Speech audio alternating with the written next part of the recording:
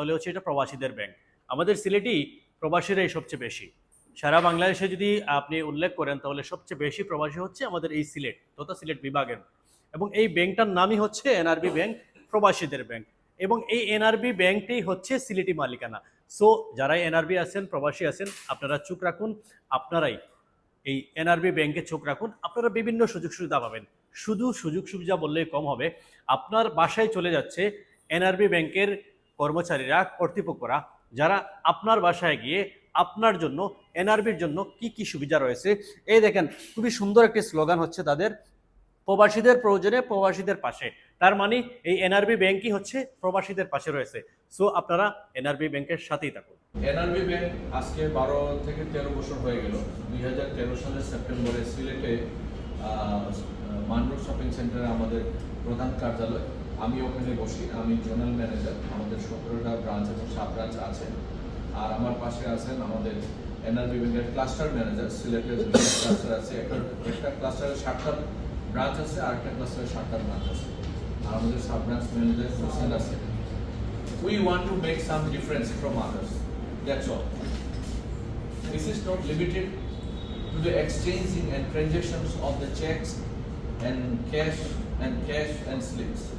Airport drops and pick up, তারপর hotel booking, তারপরে বিভিন্ন ইস্যু, যে কোনো ব্যক্তিগত ইস্যু পর্যন্ত, যে কোনো ইভেন্ট ম্যানেজমেন্টের সঙ্গে আপনাদের যেমন কোনো বিয়ে শাদী হবে, সেই ক্ষেত্রে আগে ভাগে আমাদের সঙ্গে যোগাযোগ করে ইভেন্ট ম্যানেজমেন্টের সঙ্গে যোগাযোগ করানো, আপনাদের জায়গাগুলো ঠিক করানো। এর আগেও এক্সিবিশনে আমরা করেছিলাম কি, যে মিট অ্যান্ড গ্রিট সিস্টেম ছিল। মিট অ্যান্ড গ্রিটস মানে অনেকে এয়ারপোর্টে, ঢাকা এয়ারপোর্টে আমি দেখছি যে আপনি লন্ডন থেকে আসলেন, আপনি ইউকে থেকে আসলেন, না যেখান থেকে আসেন না কেন, ওদের লাগেজের জন্য 1 ঘন্টা 2 ঘন্টা দাঁড়াইতে হয়।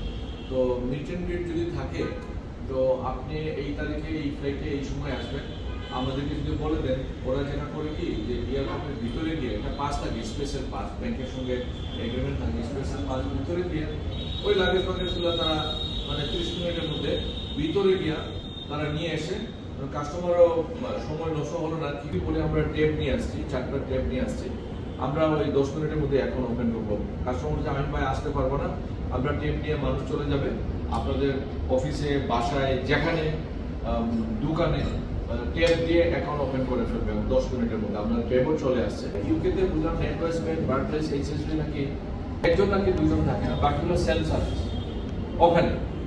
তো উনি ওই আদলেই করতে চাচ্ছে আর কি। আসলে বাংলাদেশ আপনি যতই 1 সময় 2 সময় বেগে চলেন না কেন, আমার সেন্ট্রাল ব্যাংক আমার এটাই না ধরে, না তুমি এত বেশি দৌড়ে না, তুমি 30 মাইল বেগে দৌড়ো।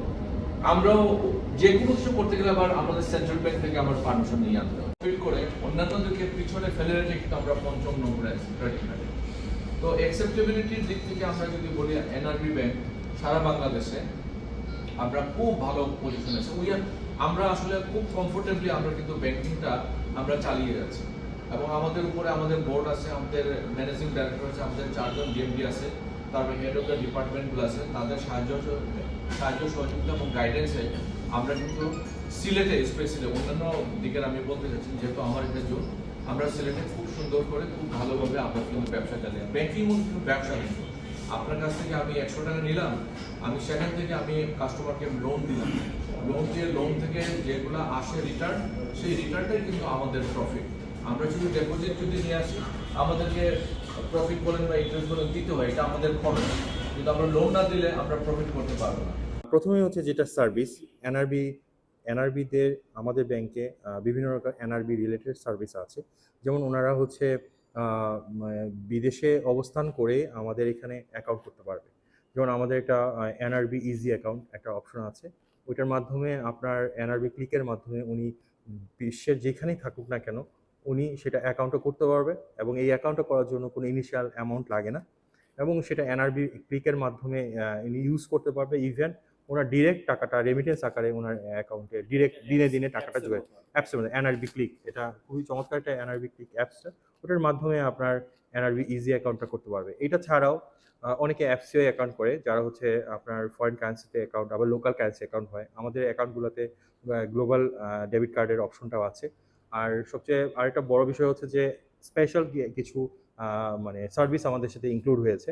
প্রথম কথা হচ্ছে এখন রানিং চলছে, সেটা হচ্ছে যে আমাদের স্বাস্থ্যের জন্য। ধরেন কোনো এনআরবি কাস্টমার বা এনআরবিয়ান দেশে আসছেন, অথবা তার রিলেটিভস বা কেউ নাই, বা কোনোভাবেই উনি ডাক্তার পর্যন্ত কমিউনিকেশন করতে পারছে না, ওনার কিছুই করা লাগবে না। অনলি আমরা যারা যেই ব্রাঞ্চে প্রত্যেকে এনআরবি ডেডিকেটেড ডেস্ক আছে এবং এনআরবি ম্যানেজাররা একটা ফোন কলের মাধ্যমেই হয়তোবা উনি ঢাকার একটা অ্যাপয়েন্টমেন্ট ঠিক করবে, আমরা সেটা করে দিচ্ছি। এটা ছাড়াও ওনার কোনো দিনের ইভেন্ট থাকতে পারে, ইভেন্ট ম্যানেজমেন্টের কোনো কাজ থাকতে পারে, অথবা ওনার হয়তোবা কোনো ট্যুর প্ল্যান থাকতে পারে, এগুলো কিন্তু আমরা এনশিওর করে দিচ্ছি, বড় প্রতিষ্ঠান হসপিটালে সেখানে আমরা অ্যাপয়েন্টমেন্ট করে দিচ্ছি। এইটাই এয়ার টিকেটটা করা, বা উনি কোনো ট্যুর প্ল্যান করতে চাইলে ওটা আমরা করতে পারবো। এটা হচ্ছে আমাদের মূলত বাংলাদেশে না বাইরের দেশের জন্য আপনারা যে কোনো ওনার আসলে টিকেটিংয়ের বা ট্যুরের যে প্রোগ্রামটা বেসিক্যালি হচ্ছে আমরা ওনার রিপ্রেজেন্টেটিভ হিসাবে উনি আমাদের কাছে নক করলো, আমরা ওনাকে সাপোর্ট হ্যান্ড হিসাবে কাজ করব।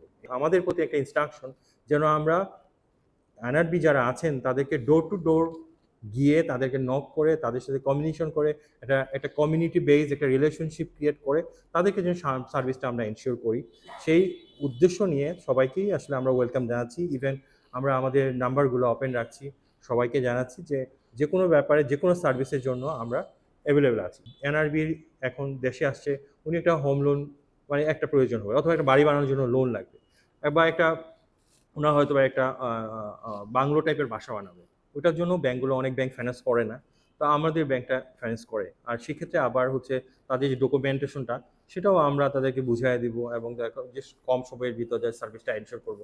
এটাই হচ্ছে আমাদের আসলে এই আজকের ডায়াসপোরা উইকের একটা উদ্দেশ্য।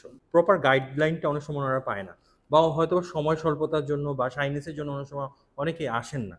আমরা চেষ্টা করবো যে আসেন না তাহলে আমরা যাব, এটা কিন্তু আমরা কন্টিনিউ প্রসেস করছি। যেমন আজকের এই প্রোগ্রামের জন্য কিন্তু আমরা অলরেডি অনেকে যাদেরকে ইনভাইটেশন করে তাদেরকে ডোর টু ডোর নক করে আসছি, এবং আমরা দেখেছি আজকে হয়তো নির্বাচনের সময়টা, যার জন্য আমরা এই রেসপন্সটা আজকে প্রায় 25-30 জনের মতো এসেছিলেন, কিন্তু এখানে আরও আমি আশা করছি আরও বেশি আসবে।